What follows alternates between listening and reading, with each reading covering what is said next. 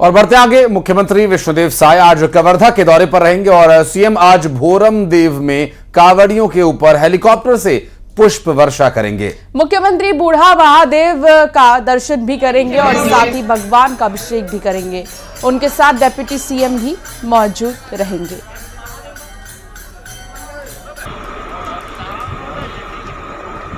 पाँच अगस्त दिन सावन का सोमवार सुबह 7 बजे हमारे प्रदेश के मुखिया, हमारे नेता माननीय विष्णुदेव साय जी ने निर्णय किया है कि भोरम देव के प्रांगण में जितने भी कांवड़िया होंगे उन पर हेलीकॉप्टर से पुष्प वर्षा करेंगे।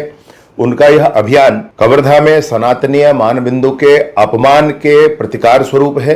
मैं उनका हृदय से आभार व्यक्त करता हूं और आपसे अपील करता हूं, आपसे निवेदन करता हूं कि कल सुबह दिन सोमवार को 5 अगस्त को आप भी 7 बजे सुबह भोरम देव महाराज के प्रांगण में पहुंचे।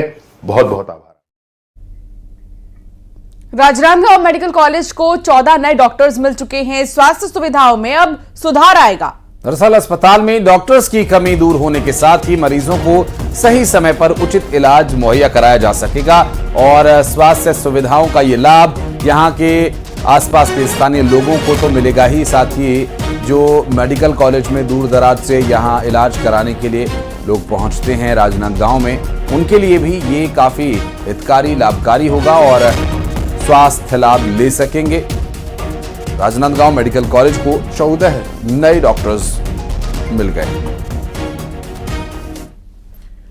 और बढ़ते आगे और अब बात करेंगे मौसम की, जहां मध्य प्रदेश के 13 जिलों में भारी बारिश को लेकर अलर्ट जारी किया गया है। 1.5 महीने में ही सीजन की 63% बारिश। नर्मदा नदी खतरे के निशान से ऊपर बह रही है। इंदौर और उज्जैन, भोपाल में भारी बारिश का अलर्ट जारी किया गया है। वहीं सागर में बारिश को लेकर अलर्ट जारी किया गया, क्योंकि लो प्रेशर एरिया यहां पर मेंटेन हो रहा है। ट्रफ लाइन और साइक्लोनिक सर्कुलेशन के कॉम्बिनेशन की चलते ही यहां मध्य प्रदेश में ये संयोग बन रहा है कि भारी बारिश यहां पर अभी जारी रहेगी और इसके लिए 13 जिलों में अलर्ट भी जारी कर दिया गया है। और मौसम विभाग का पूर्वानुमान ये कहता है कि अभी आने वाले कुछ और दिन इसी तरह से तरबतर रहेंगे।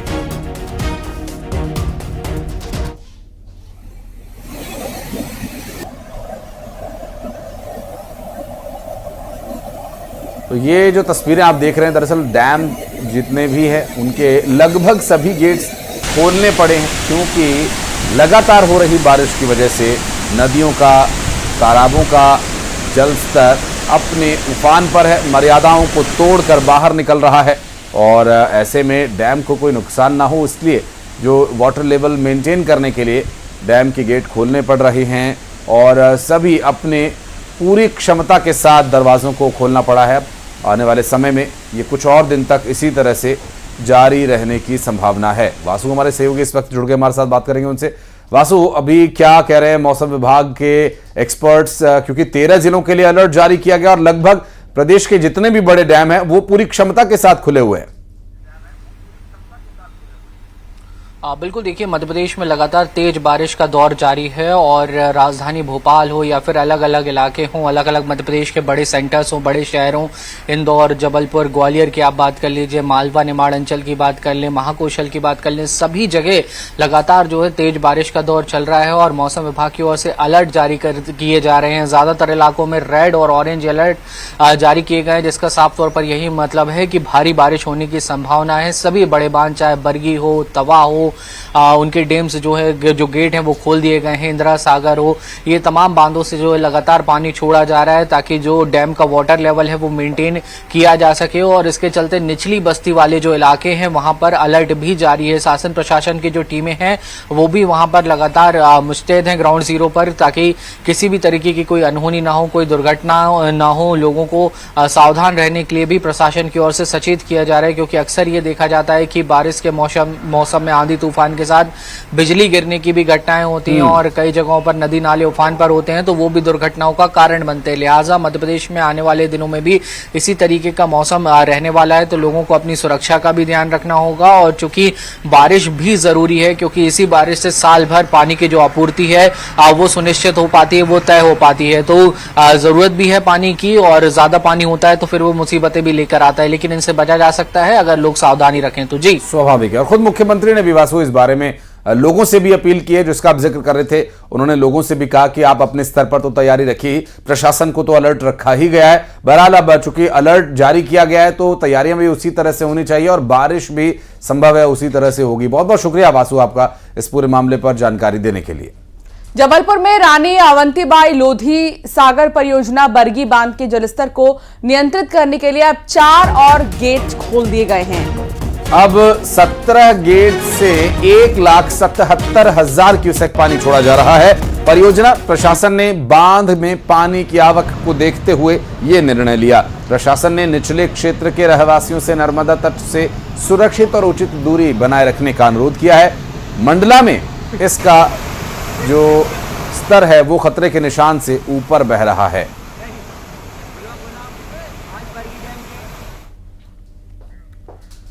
और बढ़ते आगे, निवाड़ी में माता टीला डैम से पानी छोड़ा जा रहा है और करीब करीब 2,20,000 क्यूसेक पानी यहां से अब तक छोड़ा जा चुका है। ओरछा के आसपास के कई इलाकों में अलर्ट जारी किया गया है। देर रात तक नदी का जलस्तर बढ़ने की भी संभावना जताई जा रही है।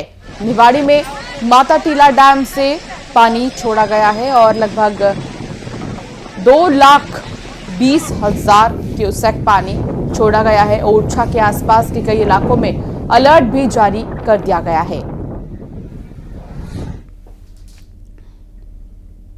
बैतूल में लगातार हो रही बारिश से नदियां उफान पर हैं। जिले की विद्युत नगरी सारनी में तवा नदी पर बने सतपुड़ा डैम के 7 गेट 5-5 फीट तक खोल दिए गए हैं। साथ ही डैम से हर सेकंड 27,225 क्यूसेक पानी छोड़ा जा रहा है और डैम से भारी मात्रा में पानी छोड़े जाने से निचले इलाकों में कई पुल और रपटे इसकी जद में आ गए हैं और पूरी तरह से जलमग्न हो गए हैं। सारनी और घोड़ा डोंगरी से दर्जनों गांवों को जोड़ने वाला नांदिया घाट पर बाढ़ होने की वजह से गांवों से सीधा संपर्क जो है वो टूट चुका है। जिला प्रशासन और पुलिस लगातार लोगों को बाढ़ग्रस्त इलाकों से दूर रहने और किसी भी तरह का रिस्क न लेने की हिदायत दे रही है।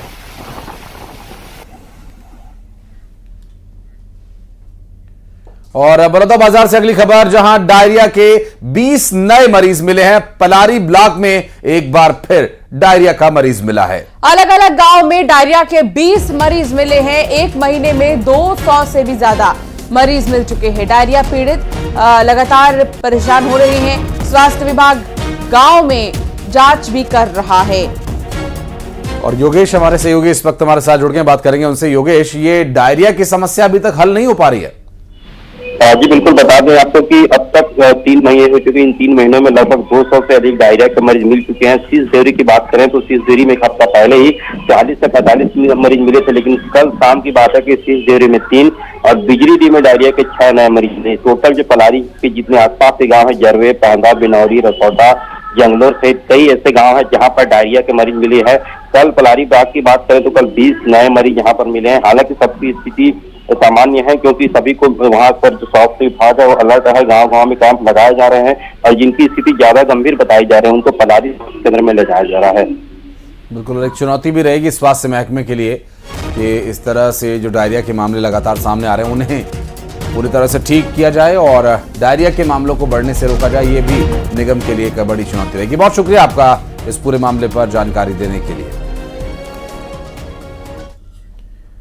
और यहां रुक रहे एक छोटे से ब्रेक के लिए। आप देखते रहिए न्यूज़ 18।